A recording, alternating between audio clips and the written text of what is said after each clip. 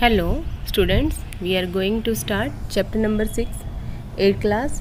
Chapter name is combustion and flame. इससे पहले जो 3 पार्ट्स हैं उसके अंदर हम डिस्कस कर चुके हैं कंबशन क्या है, कंबशन करने के लिए किस किस चीज़ की रिक्वायरमेंट है, कौन सी कंडीशंस ज़रूरी हैं और इसके अलावा फायर एक्सटिंग्विशर इनके बारे में हम कर चुके हैं। अभी जो हमारा नेक्स्ट टॉपिक है वो है टाइप्स ऑफ कंबशन।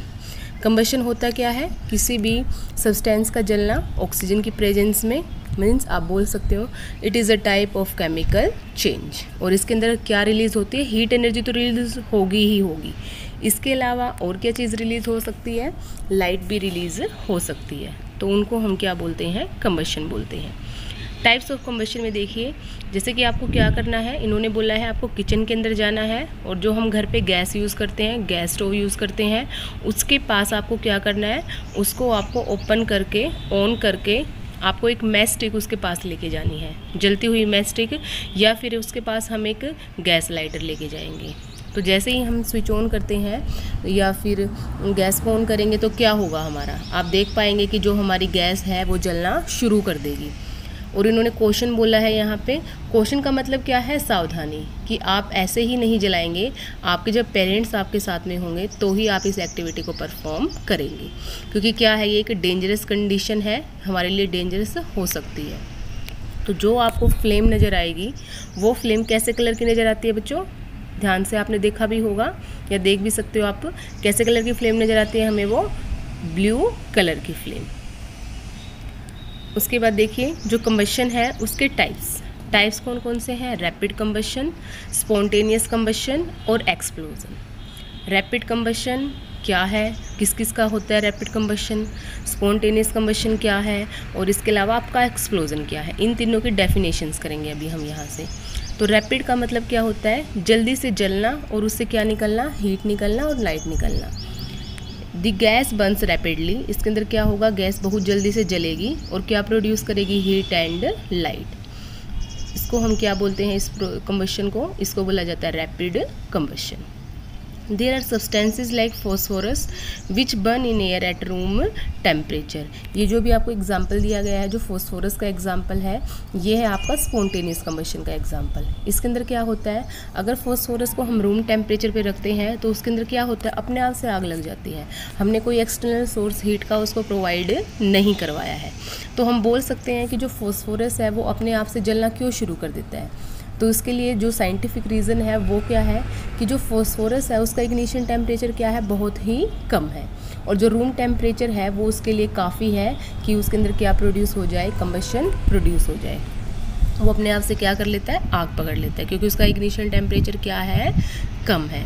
अगर हम वुड को देखें तो क्या वुड अपने आप से जलना शुरू कर देती है रूम टेम्परेचर पे? नहीं, क्योंकि जो रूम टेम्परेचर है वो इग्निशन टेम्परेचर के लिए सुटेबल नहीं है हमारी वुड के लिए। तो वुड का हम बोल सकते हैं इग्निशन टेम्परेचर क्या होता है? काफ़ी ज़्यादा होता है। तो स्पॉन्टेनियस कंबशन के अंदर क्या होगा?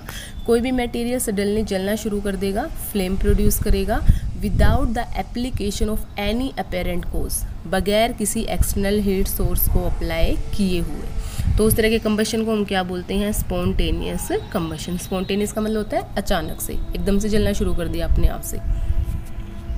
कई सारी मेटल्स भी हमारी जो स्पॉन्टेनियस कंबशन शो करती हैं, जैसे कि आपकी सोडियम मेटल है, पोटाशियम मेटल्स है, जैसे उसको रूम टेम्परेचर के अंदर रखते हैं वो क्या करना शुरू कर देती हैं? बर्न करना शुरू कर देती है। अब कुछ एक और एग्जांपल दिए गए हैं स्पॉन्टेनियस कंबशन के। जैसे कि आपको पता होगा कि जो हमारी कोल माइंस होती हैं जहाँ पे कोयले की खदानें हैं, जहाँ से हम कोयले को माइन करते हैं, निकालते हैं। तो वहाँ पे क्या होता है, कोल माइन जब हम करते हैं तो कई बार आपने सुना होगा न्यूज़ के अंदर कि कोयले की खदानों के अंदर क्या लग जाती है? आग लग जाती है। स्पॉन्टेनियसली अपने आप से आग लग जाती है। तो उसके पीछे का रीज़न क्या है? उनमें आग किस वजह से लगती है? कोल का जब हम माइनिंग करते हैं तो वहाँ पे बनता है कोल डस्ट, और जो कोल डस्ट है जो आपका सब्सटेंस वो कंबस्टिबल सब्सटेंस है, और वो क्या शो करता है? स्पॉन्टेनियस कंबशन, जैसे कि आपका फॉस्फोरस शो करता है। तो इसलिए वहाँ पे क्या लग जाती है? कोल माइंस के अंदर अचानक से आग लग जाती है। और इसके बाद दूसरा एग्जाम्पल देखिए, कई बार आपने सुना होगा कि जो जंगलें हैं, जंगलों के अंदर क्या हो जाता है? अपने आप से आग लग जाती है। अनकंट्रोलेबल जो फ्लेम होती है वहाँ पे तो इसका रीज़न क्या है? देखो कुछ एक तो इसका रीज़न है ह्यूमन की एक्टिविटी, हमारी एक्टिविटीज़ हैं, जैसे कि हम जंगलों के अंदर गए, किसी भी कुछ भी करने के लिए गए हम, तो वहाँ पे हम क्या करते हैं, वहाँ पे जैसे कि मान लिया हमने क्या किया है, कैंप के अंदर हमने फायर वगैरह का कोई यूज़ किया, खाना वगैरह पकाया वहाँ पे, और वहाँ पे हमने जो आग वगैरह थी उसको अच्छी तरह से बुझाया नहीं है, तो वो क्या करेगी, वो एक सोर्स का काम करेगी फॉरेस्ट फायर के लिए। ये तो हो गया हमारी एक्टिविटीज़ की वजह से फॉरेस्ट के अंदर फायर लग जाए। और दूसरा एक्टिविटीज़ हो सकती है हमारी नेचुरल, नेचर के अंदर भी क्या होता है, अपने आप से यहाँ पे आग लग जाती है। अब नेचुरल कैसे होता है, जंगलों में नेचुरली कैसे आग लगती है, तो नेचुरली इसका पीछे का जो रीज़न है वो है आपका जो घास होती है, गर्मी की वजह से क्या हो जाती है, वो बिल्कुल सूख जाती है, और जो घास का सूखने के बाद जो इग्निशन टेम्परेचर है वो काफ़ी कम हो जाता है, जिसकी वजह से जो सनलाइट है, जो सन की हीट है, वो उसके लिए एनफ होती है उसका इग्निशन टेम्परेचर ऑब्टेन करवाने के लिए, और उसके अंदर आग लगेगी घास के अंदर, और वो आग पूरे कहाँ पे फैल जाएगी, पूरे जंगल के अंदर फैल जाएगी। तो हमें अपनी तरफ से हम क्या कर सकते हैं ताकि हमारे जंगलों में आग ना लगे। हमें अगर इस तरह का हमने कोई कैंप फायर वगैरह या हमने कोई पिकनिक वगैरह गए हैं हम किसी फॉरेस्ट के अंदर या किसी फॉरेस्ट के अंदर विजिट किया है, तो जो भी हम कैंप वगैरह लगाते हैं तो वहाँ पे जो सोर्स है हमारे फायर का वो हमने क्या करना चाहिए, कम्प्लीटली डिस्ट्रॉय उसको वहाँ से कर देना चाहिए। कम्प्लीटली एक्सटिंग्विश करने के बाद ही हमें फॉरेस्ट को वहाँ से छोड़ना चाहिए। उसके बाद है आपका एक्सप्लोज़न। एक्सप्लोज़न क्या होता है, जैसे कि आपने दिवाली वगैरह के टाइम पे देखा होगा, शादियों के अंदर देखा होगा आपने, उस टाइम पे क्या होता है, हमारा हीट भी निकलती है, जैसे हम क्रैकर्स वगैरह बर्न करते हैं, हीट भी निकलती है, लाइट भी निकलती है और साउंड भी निकलती है। साउंड के लिए करते हैं ना हम क्रैकर्स को बर्न, साउंड भी निकलती है। तो उस प्रोसेस में जिसने हीट निकले, साउंड निकले और लाइट निकले, उस प्रोसेस को हम क्या बोलते हैं, किस तरह का कंबशन होता है, वो आपका एक्सप्लोजन होता है। जैसे कि आपका एक तरह से विस्फोट हो गया है, बहुत ज़्यादा हीट के साथ क्या निकली है, साउंड एनर्जी भी रिलीज हुई है। तो देखिए यहाँ से when a cracker is ignited का मतलब है उसको इग्निशन टेम्परेचर दे दिया, वो जलना शुरू किया है क्रैकर ने। A sudden reaction takes place, उसके अंदर क्या होगी, एक सडन केमिकल रिएक्शन होगी, जिसकी वजह से क्या होगा, हीट का इवोल्यूशन होगा, लाइट का इवोल्यूशन होगा, और साथ में जो मेन आपका वो क्या है, sound. A large amount of gas formed in this reaction is liberated. और इसके अलावा आपको पता है ना पोल्यूशन भी बनता है आपका, तो बहुत ही ज़्यादा अमाउंट में आपकी क्या रिलीज़ होती है, गैसेस भी रिलीज़ होती है। और इस तरह के रिएक्शन को हम क्या बोलते हैं, एक्सप्लोजन बोलते हैं। एक्सप्लोजन को हम और कैसे करवा सकते हैं, बाय अप्लाइंग प्रेशर। अगर हम क्रैकर्स के ऊपर प्रेशर अप्लाई करते हैं तो भी क्या होता है, एक्सप्लोजन होता है। तो ये सारा हमने किया है टाइप्स ऑफ कंबशन के बारे में। उसके बाद नेक्स्ट है आपका फ्लेम। फ्लेम क्या है, इन्होंने जैसे कि आपको एग्जाम्पल में देखिए यहाँ पे आपको एक तो दिखाया गया है, यहाँ पे 3 चीज़ें दिखाई गई हैं। एक तो है आपका कैरोसिन का लैंप, जैसे कि आप देख पा रहे हैं, ये क्या है, आपका कैरोसिन का लैंप है, ये है कैरोसिन लैंप। उसके बाद है आपकी बर्निंग कैंडल, और उसके बाद है आपका बंसन बर्नर। बंसन बर्नर जैसे कि मैं पिछली वीडियोस के अंदर बता चुकी हूँ, जो साइंटिस्ट थे जिन्होंने लैब के अंदर यूज़ होने वाले बर्नर की डिस्कवरी की थी, उन्हीं के नाम पे इसका नाम रख दिया गया था बंसन बर्नर। ये बर्नर है जो कि हम कहाँ यूज़ करते हैं, लैब के अंदर यूज़ करते हैं। यहाँ पे अगर हम फ्लेम को ऑब्जर्व करें, यहाँ पे देखिए फ्लेम, यहाँ देखिए और यहाँ देखिए, जो हमारे बंसन बर्नर की फ्लेम है वो कैसी है, बिल्कुल आपको जैसे कि नज़र आती है, जो हम घर पे कॉमन गैस यूज़ करते हैं LPG गैस, वैसे ही फ्लेम नज़र आती है। कैसी फ्लेम होती है उसकी, याद कीजिए कैसी फ्लेम है, ब्लू कलर की। इसके बाद जो आपकी कैंडल फ्लेम है वो कैसे कलर की है, येलो और ऑरेंज कलर का मिक्सचर होता है इसके अंदर, थोड़ा बहुत ब्लू कलर भी होता है, लेकिन इसमें हमें 3-4 कलर नज़र आते हैं। उसके बाद जो इससे पहले आपको देख पा रहे हो कैरोसिन लैंप, कैरोसिन लैंप में भी आपको कैसी फ्लेम नज़र आ रही है, येलोइश ऑरेंज, ये फ्लेम का आपको क्या नज़र आ रहा है, यहाँ पे कलर नज़र आ रहा है। और जो आपको ये लो दिखाई दे रही है, ये सारी लो को हम बोलते हैं क्या है, इसको हम बोलते हैं फ्लेम। क्या बोला जाता है, फ्लेम को हिंदी में लो बोला जाता है, ज्वाला बोलते हैं इसको हम। अब उसके बाद इन्होंने बोला यहाँ से कि आपको फ्लेम का कलर देखना है, कैंडल के कलर का फ्लेम, जो कैंडल की फ्लेम है उसका कलर देखना है आपको। तो आपको, या फिर इससे पहले जो आपने 7th क्लास के अंदर किया है एक्टिविटी, आपने अपनी क्लास के अंदर की होगी, स्कूल के अंदर परफॉर्म की होगी, कि मैग्नीशियम मेटल को आपको क्या करना है, बर्न करना है, और उसको आपको क्या ऑब्जर्व करना है, फ्लेम का कलर। अगर आप ये चीज़ें ऑब्जर्व नहीं कर सकते तो आप पेपर ले लीजिए, पेपर को जलाइए और उसकी फ्लेम का कलर आप ऑब्जर्व कीजिए। या फिर घर पे जैसे कि लकड़ी वगैरह यूज़ करते हैं, काऊ डंग केक यूज़ करते हैं, तो आप वहाँ से क्या ऑब्ज़र्व कर सकते हैं, फ्लेम का कलर ऑब्ज़र्व कर सकते हैं। तो record your observation and mention whether on burning the material forms a flame और नोट। आपको क्या करना है, आपको चेक करना है उन सभी चीज़ों को, और आपको ये देखना है कि उन सभी के अंदर जो जो चीज़ें आपने मटेरियल्स जो आपने बर्न किए हैं उनके अंदर फ्लेम बन रही है या फिर फ्लेम नहीं बन रही है। तो इसी के बेस पे कि यहाँ पे आपको एक टेबल दी गई है, टेबल 6.2। यहाँ पे आपको बताना है कि किस मटेरियल को बर्न करने के बाद फ्लेम बनेगी और किसको बर्न करने के बाद फ्लेम नहीं बनेगी। तो सबसे पहले जैसे कि आप देख पा रहे हो यहाँ पे कैंडल आपको नज़र आ रही है। कैंडल के अंदर क्या है, इन्होंने पूछा है फॉर्म्स फ्लेम और डज नॉट फॉर्म फ्लेम। जैसे कि अभी ऊपर हम चेक करके ही आए हैं, कैंडल के अंदर क्या बनती है, फ्लेम बनती है। मैग्नीशियम मेटल के अंदर भी क्या बनती है, फ्लेम बनती है। जहाँ पे हमने चैप्टर को स्टार्ट किया था वहाँ पे आपका एक डायग्राम है जहाँ पे आपको फ्लेम नज़र आएगी मैग्नीशियम मेटल की। कैम्फर जैसे कि आपने यूज़ भी किया होगा, जब हवन वगैरह करते हैं हम, तो उसके अंदर क्या है, कैम्फर को डाल के हम क्या करते हैं, आग लगाते हैं, तो उसकी भी क्या बनती है, फ्लेम बनती है। कैरोसिन स्टोव, जो हम घर में मिट्टी के तेल का जो स्टोव यूज़ करते हैं, उसके अंदर से भी क्या निकलती है, फ्लेम निकलती है। उसके बाद लास्ट है आपका चारकोल। चारकोल होता है क्या है, एक तरह से लकड़ी का जो कोयला है, जो लकड़ी से बनने वाला कोयला है, उसको हम क्या बोलते हैं, चारकोल बोलते हैं। जो लकड़ी से बनने वाला कोयला है उसको क्या बोला जाता है, चारकोल बोला जाता है। चारकोल जब हम यूज़ करते हैं, उसको बर्न करते हैं, तो उससे कोई फ्लेम प्रोड्यूस नहीं होती। तो ये टेबल आपको फिल कर लेनी है। अब आगे इसके बारे में डिटेल में बताया गया है कि फ्लेम किसके अंदर है, कैसी फ्लेम का कलर है, कौन कौन से हमारे फ्लेम्स के जोन हैं। Structure of a flame, flame के स्ट्रक्चर को हमें क्या करना है, ऑब्जर्व करना है। तो देखिए यहाँ से आप ये फ्लेम देख पा रहे हैं, कैंडल फ्लेम, ये सारे क्या हमारी फ्लेम ही है। अब देखिए इसके अंदर एक्टिविटी 6.5 के अंदर क्या बताया गया आपको, hold a 4-5 centimetre long thin glass tube with a pair of tongs and introduce it's one and in the dark zone of the non flickering candle flame. इस एक्टिविटी के बारे में बताया गया आपको। ये आपको बर्निंग कैंडल नज़र आ रही है, यहाँ पे आपको जो ये पकड़ा हुआ नज़र आ रहा है, यहाँ पे एक जो ग्लास की क्या है, ये ग्लास की ट्यूब है, और ग्लास की ट्यूब को किस चीज़ के साथ पकड़ा गया है, पेयर ऑफ टोंग, इसको टोंग बोलते हैं। और ये क्या है, आपकी ग्लास की ट्यूब है, और ये क्या है, आपकी बर्निंग कैंडल है। आपको क्या करना है, जो ग्लास की ट्यूब है उसको आपको कहाँ इंट्रोड्यूस करवाना है, non flickering flame of. Non flickering flame का मतलब क्या है, जहाँ पे फ्लेम आपकी स्टेबल हो, जहाँ पे फ्लेम क्या हो, आपकी स्टेबल हो, हिले ना वो फ्लेम, वहाँ पे आपको इंट्रोड्यूस करवा देना है इस पाइप को। और इस पाइप को इंट्रोड्यूस करवाने के बाद आपको क्या करना है, आपको इसके पास एक माचिस की तिल्ली लेके जानी है। आप देख पा रहे हो यहाँ पे माचिस की आपको क्या लेके जानी है, तिल्ली लेके जानी है। थोड़ी देर के बाद आप क्या ऑब्जर्व करेंगे, वहाँ पे जो माचिस की तिल्ली है उसने क्या करना शुरू कर दिया है, जलना शुरू कर दिया है। तो इसको ये इग्निशन टेम्परेचर कहाँ से मिला। अब देखिए एक्चुअल में होता क्या है, जब भी कोई सब्सटेंस जलता है तो उसके क्या बनते हैं, वेपर्स बनते हैं।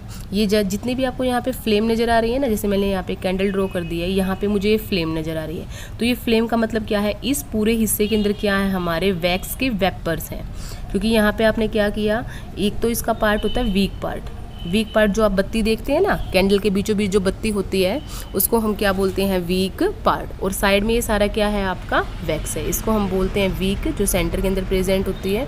और उसके बाद ये साइड में आपको नज़र आ रहा है, ये सारा क्या है, आपका वैक्स है। होता क्या है, जब हम कैंडल की वीक को इग्नाइट करते हैं, जलाते हैं, तो आसपास के एरिया का जितना भी वैक्स है वो क्या करना शुरू कर देता है, मेल्ट होना शुरू कर देता है। और कुछ एक वैक्स आपका क्या किसके अंदर कन्वर्ट हो जाता है, वैक्स वेपर्स के अंदर। जितने भी आपको यहाँ पे लो नज़र आएगी, इसका मतलब ये पूरा क्या है, आपका वैक्स के वेपर्स बर्न हो रहे हैं। किसके वेपर्स बन हो रहे हैं, यहाँ पे वैक्स के वेपर्स बन होते हैं। तो जहाँ पे भी आपको फ्लेम नज़र आती है, वहाँ पे क्या मतलब है आपका, वहाँ पे आपका जो भी फ्यूल है उसके वेपर्स हैं, और वो फ्यूल के वेपर्स क्या कर रहे हैं, वहाँ पे बर्न कर रहे हैं, और इसलिए हमें वहाँ पे क्या नज़र आती है, फ्लेम नज़र आती है। तो इस एक्टिविटी के अंदर जो आपके वैक्स के वेपर थे वो कहाँ से पास हुए, आपकी जो ये ग्लास पाइप थी, ग्लास ट्यूब थी, वहाँ से पास होते हुए कहाँ तक पहुँचे, वो आपके जो मैच स्टिक थी उसके पास पहुँचे, और उन्होंने किसको बंद करना शुरू कर दिया, जो आपकी मैच स्टिक थी उसको बंद करना शुरू कर दिया। तो हम यहाँ से इस एक्टिविटी से ये कंक्लूज़न निकालते हैं कि जो हमें फ्लेम नज़र आती है, फ्लेम के अंदर एक्चुअली होता क्या है, हमारे वहाँ पे जो भी फ्यूल है उसके वेपर्स बने होते हैं, और वो वेपर्स क्या हो रहे होते हैं, वहाँ पे जल रहे होते हैं। तो ये थी हमारी एक्टिविटी। तो एक्टिविटी के अंदर देखिए, दिस सब्सटेंस विच वेपराइज, जो भी सब्सटेंस वेपर्स बनाता है ड्यूरिंग बर्निंग के दौरान, गिव्स फ्लेम, उसी सब्सटेंस की क्या नज़र आती है, हमें फ्लेम नज़र आती है। तो अब आप अपने आसपास जो भी आप सब्सटेंस देखते हो जो जलने के बाद क्या बनाते हैं, फ्लेम बनाते हैं, इसका मतलब कि वहाँ पे क्या है, आपके फ्यूल्स के वेपर्स हैं, और जिसकी वजह से आपको क्या नज़र आती है, फ्लेम नज़र आती है।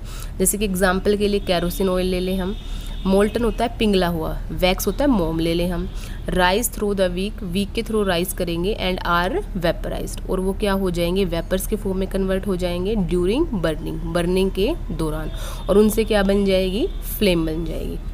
जैसे घर पे हम क्या करते हैं, दिए वगैरह लगाते हैं ना, तो उन दियों के अंदर भी जो जितनी आपको वो फ्लेम नज़र आती है ना, वो एक्चुअल में फ्लेम क्या है। जैसे मान लिया ये दिया बना दिया मैंने यहाँ पे, और यहाँ पे जो आपको फ्लेम नज़र आ रही है दिए के अंदर, ये सारी जो फ्लेम आपको देख पा रहे हो, ये सारा क्या है आपका, यहाँ पे जो भी आपने यहाँ पे ऑयल लिया है, जैसे मान लिया आपने मस्टर्ड ऑयल ले लिया तो मस्टर्ड ऑयल के वेपर्स हैं यहाँ पे, मान लिया आपने यहाँ पे घी ले लिया तो यहाँ पे क्या आपके घी के वेपर्स हैं। तो जब भी आपको फ्लेम नज़र आती है तो फ्लेम का मतलब क्या है, वहाँ पे वेपर्स बर्न हो रहे हैं, किसके वेपर्स, जो भी आपने सब्सटेंस को बर्न किया है।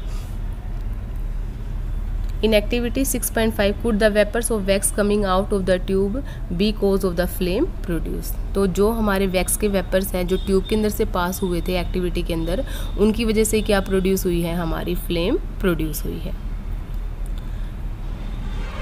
अब उसके बाद नेक्स्ट एक्टिविटी के अंदर क्या बोला गया, आपको एक बर्निंग कैंडल लेनी है और उसके ऊपर आपको क्या रखनी है, ग्लास की स्लाइड रखनी है। क्या रखनी है आपको, ग्लास की स्लाइड रखनी है। और जो ग्लास की स्लाइड है आपको अलग अलग जोन्स का मतलब है कि हमारा जो फ्लेम होता है वहाँ पे क्या होता है, कहीं पे तो टेम्परेचर ज़्यादा होता है, कहीं पे टेम्परेचर कम होता है, और कहीं पे टेम्परेचर मॉडरेट होता है, ना कम ना ज़्यादा। तो उसके बेस पे यहाँ पे डिफ्रेंशिएट किया गया है कि कहाँ पे तो कंप्लीट बर्निंग हो रही है और कहाँ पे कंप्लीट बर्निंग नहीं हो रही है फ्यूल्स की। तो देखिए इन्होंने क्या बोला है, when the candle flame is steady introduce a clean glass plate और slide into the luminous zone of the flame. आपको क्या करना है, जब कैंडल फ्लेम हमारी फ्लिक नहीं कर रही है, वो मूवमेंट नहीं कर रही है, जब वो स्टेडी है, तो उस टाइम पे आपको एक साफ ग्लास की प्लेट लेनी है और उसको कहाँ पे इंट्रोड्यूस करवा देना है, luminous zone of the flame के ल्यूमिनस जोन के अंदर। बताएंगे भी आगे आपको डायग्राम दिखा के कि कौन सा ल्यूमिनस जोन है, कौन सा नॉन ल्यूमिनस जोन है, कौन सा डार्क जोन है। उसको आपको क्या करना है, होल्ड करके रखना है टोंग के साथ, हाथ के साथ पकड़ेंगे तो क्या होगा, जल जाएगा हमारा हाथ, क्योंकि कांच क्या है, गर्म हो जाता है जल्दी से, फॉर अबाउट 10 सेकेंड के लिए। देन रिमूव इट, फिर उसको क्या कर देना, वहाँ से रिमूव कर देना है। व्हाट डू यू ऑब्जर्व, आप क्या ऑब्जर्व करेंगे, तो आपको क्या ऑब्जर्वेशन होगी यहाँ पे कि जहाँ पे आपने इसको इंट्रोड्यूस करवाया था उस हिस्से पे हमारा क्या बन गया है, ब्लैक कलर की कोई सब्सटेंस की डिपोजिशन हो गई है। और जो ब्लैक कलर का सब्सटेंस आपका डिपॉजिट हुआ है वो तरह से क्या है, आपका अनबर्न्ड कार्बन पार्टिकल्स। मतलब कुछ एक फ्यूल आपका क्या हो रहा है, प्रॉपरली बर्न नहीं हो रहा है, वो फ्यूल आपका वेस्ट हो रहा है, तो उसको हम क्या बोलते हैं, अनबर्न्ड कार्बन पार्टिकल्स। उसके बाद नेक्स्ट यहाँ पे देखिए, a circular blackish ring is formed on the glass plate. जो मैंने भी बताया एक ब्लैक कलर की रिंग बन जाएगी। इसका मतलब क्या है, अनबर्न्ड कार्बन पार्टिकल्स क्या है, आपके नॉन ल्यूमिनस जोन के अंदर प्रेजेंट होते हैं। फिर आपको क्या करना है, एक आपको कॉपर वायर लेनी है, देख पा रहे होगे ये क्या है, आपकी कॉपर वायर। इसको आपको क्या करना है, फ्लेम के अंदर इंट्रोड्यूस करवाना है। और फ्लेम के कौन से पार्ट के अंदर, इसको हम बोलते हैं नॉन ल्यूमिनस पार्ट। जो ये ऊपर वाला बाहर वाला पार्ट है, इसको हम क्या बोलते हैं, नॉन ल्यूमिनस पार्ट के अंदर आपको जो कॉपर की वायर है उसको आपको इंट्रोड्यूस करवाना है। और आपको यहाँ से क्या नज़र आने वाला है, देखिए कि कुछ टाइम के बाद जो आपकी कॉपर की वायर है वो बिल्कुल रेड कलर की नज़र आएगी, आपको रेड हॉट हो जाएगी। तो हम बोल सकते हैं कि जो आपका वहाँ पे जो फ्लेम है, वहाँ पे जो टेम्परेचर है फ्लेम का वो क्या है, बहुत ही ज़्यादा है, जिसकी वजह से मेटल है वो किसके अंदर कन्वर्ट हो गई है, रेड हॉट। जो हमें जोन नज़र आ रही है वहाँ पे जो रेड हॉट कलर नज़र आ रहा है वो आपका किस वजह से है, आपका उस फ्लेम के अंदर वहाँ पे टेम्परेचर क्या है, बहुत ही हाई है।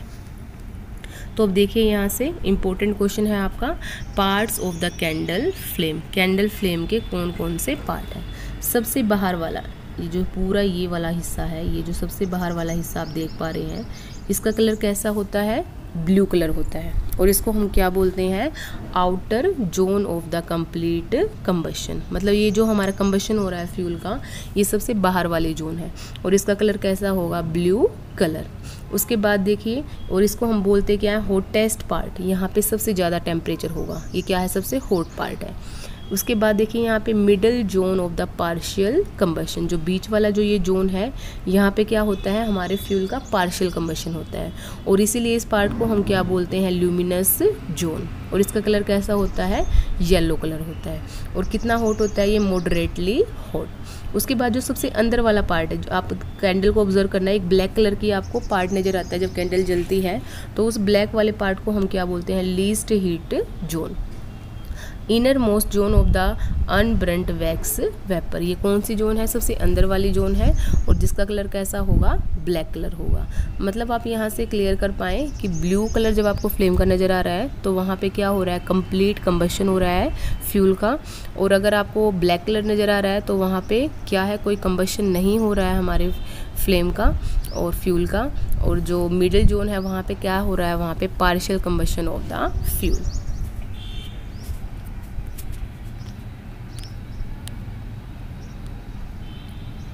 उसके बाद देखिए यहाँ पे आपको एक गोल्ड स्मिथ नज़र आ रहा है। गोल्ड स्मिथ होता है सुनार। सुनार कौन सी फ्लेम का कौन सा पार्ट यूज़ करता है, गोल्ड और सिल्वर को पिघलाने के लिए। आपने देखा भी होगा जब कभी आप सुनार की दुकान पे गए होंगे तो वो इस तरह की एक पाइप रखता है और उस पाइप के ऊपर से क्या करता है, हल्की हल्की हवा ऐसे ब्लो करेगा और जो फ्लेम यहाँ पे जल रही है वो फ्लेम क्या, ये आप देख पा रहे हैं, यहाँ पे गैस का बर्नर है ये, और यहाँ से जो फ्लेम निकल रही है बर्नर से, वो फ्लेम कहाँ पे, उसको जहाँ पे भी उसको ट्रांसफ़र करना है फ्लेम को, उसी पार्ट के अंदर क्या करना शुरू कर देगा, वो हवा को ब्लो करना शुरू कर देगा। और ये करता किस लिए है, ताकि ये गोल्ड और सिल्वर जो भी उसके ऑर्नामेंट्स है वो उसको क्या कर सके, पिघला सके। और कौन सी जोन का यूज़ करता है वो, सबसे बाहर वाली जोन का।